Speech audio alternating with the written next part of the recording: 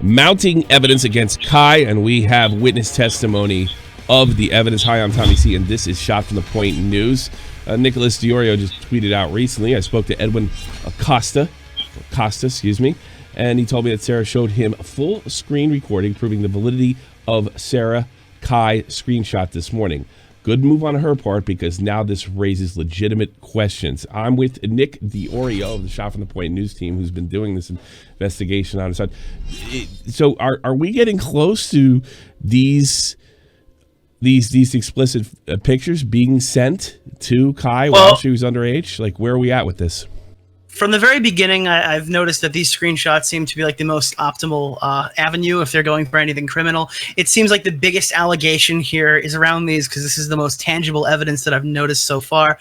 But unfortunately, we're talking about something that I've seen with my own eyes, which obviously is less valid than something you'd find if you could just put it on Twitter yourself. Sure. I think we're getting closer to something, but I'm not sure it's all as black and white as everyone would like it to be. Okay, so you're not 100% with this, but you're getting more comfortable that this may have been sent in 2017 when Kai was 17 years old. Is that correct? I believe it was 2018, early 2018. Yeah. Here's the deal. Ayala posted a few screenshots. They were on April 29th, and immediately I had responded requesting timestamps and stuff like that and scrolling proof, because that's how you prove it. When you look at these screenshots, I don't know if you have them on screen. Yes, I do. This is something that can be recreated in all of 5 minutes. You can text yourself. I mean, it's unfortunately not anything. And I mentioned this in my recent video, and I think someone watched that video fairly recently, if I had to guess. And they contacted Sarah, showcasing that the screenshots had scrolling proof, there was scrolling proof of the screenshots. There were timestamps on each message. There was context from beforehand, and I understand why it was excluded. It was everything I asked for. So yeah, a screenshot's easy to fake. It's totally possible that there could be some jailbroken software here, mixing up the messages or something like that, or potentially it was sent to a different number and the contact was changed. But let's be honest here. She was asked to show something and she showed it. I mean, I think at this point, speculation's out the window here. This isn't something being broadcasted on Chris Hansen's show. This isn't something for all of Twitter. I kind of understand why she's gone a little dark with it, because this whole drama has become a drama. This whole investigation has become a drama in itself. And if she wants to dial it back now and go, you know what, let the fucking police do their job. Then you know what, let the police do their job. I can respect the hell out of that. Those are the people who would be able to verify the legitimacy of these. I don't think it's my point to stand here and go, I think they're real, I think they're fake. 100%. I think there's ample evidence here that the police can decipher whether the evidence is valid or not. Now, in 2018, was Sarah, can we verify that she was 17 years old when she received these pictures? So basically, one of the photos is the photo from Instagram with a filter, and that timestamp was dated, I believe, in May. May 8th was the photo on Instagram, and Sarah's birthday being in August. So yeah, the timeline would place her at 17 years old if these were real. Just before she turned 18. Now, did you physically see the timestamps from? I physically saw the timestamps. And it puts them somewhere around May. Now, when you saw these timestamps, now you saw this through a camera on a phone. Is there any chance you could have made you made a mistake? Could Edwin have been fooled in some manner? There are ways this could be fake. I'm not gonna sugarcoat around it. Okay. I'm telling you that what I asked her to produce, she produced, and I respect that. I can't. I know everyone in the audience wants me to say they're real. It's incriminating. It's 100%. What I'm saying here is this is the best route to go if you're going to try to get some sort of legal issue here. Absolutely nothing to do with Onision. Which is a damn shame for those people. But yeah, it has absolutely nothing to do with Onision. This is a damn, but yeah, I imagine I would be extremely concerned if I were Kai.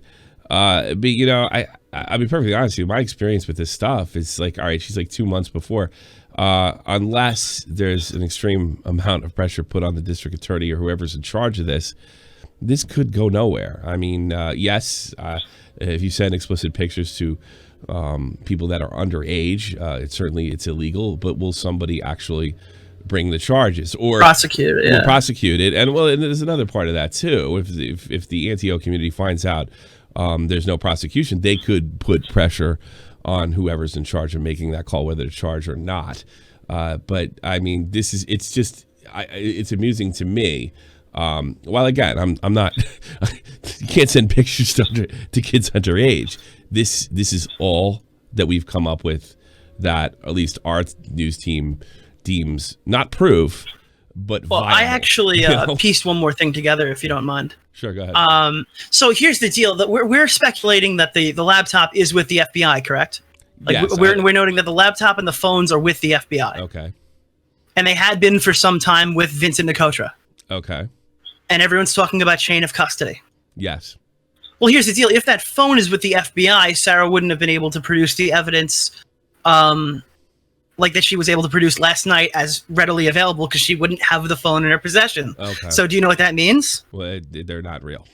Well, no, she has access to iCloud. And what iCloud is it's a storage backup that's encrypted by Apple. I'm a boomer. I apologize. Yeah, it's a storage backup that's encrypted by Apple, meaning that you can get any phone at all, and you can back up all your text messages onto it and restore from that backup, and you can have access to all your stuff. So what the FBI has is what I think I saw. And what that means is, like, what is this whole chain of custody thing now? If it's all in iCloud, does that affect the chain of custody thing that they're saying with Vincent Nicotra? Would that make this more like usable in court, considering the fact that it's backed up through Apple? Like, the text messages are no longer stored on the device that he was tampering with. They're stored in the cloud. If the FBI has this, how long have they reportedly had this? And that's a big if. I'm not 100%. They would have had it for a decent amount of time. And my question is, if they're going to prosecute on it or anything, if anything is going to happen with this, why did they not kick down the door to that house and pull every flash drive, every hard drive, every SSD, rip the iPads off the fucking walls as picture frames, whatever they're using them for?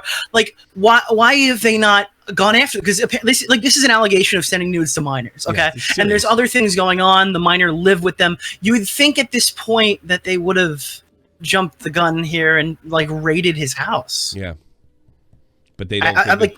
They work extremely fast on those cases. It's entirely possible that they don't think there's anything more to this than this, and it's not worth the prosecution. They might even could they? Well, I guess if this is set over state lines.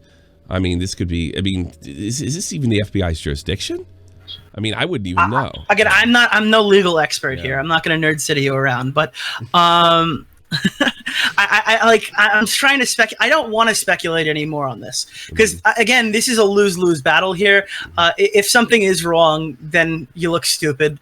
If it's right, and then nothing happens, you look stupid. The idea here is that if they're going offline with this and Chris Hansen's not going to be reporting about this and they're not going to post the evidence for the public, then I'm going to just sit back and I'm going to let the police try to figure out if these messages are real. Yeah. But to me, it looks promising, I would say.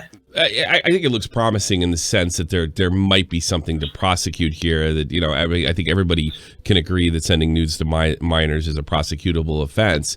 But what most people don't know is, I mean, we've had Leor Lesser on, district attorneys, people that can make charges, don't prosecute absolutely everything. Look at Basherverse. He got a slap on the wrist for the identical thing. Exactly. So, that and that was a slap on the wrist. Yeah, just because you could do 10 years in prison doesn't mean somebody's going to see it through, or you will, and that's very interesting. Thank you, Nick. I appreciate you being on. No problem. Hey, if you want more like this, you can check us out right here with Shot from the Point News. And if you want extra news, check out the Shot from the Point News channel. Everything will be up here in the description box below. Thank you and good night.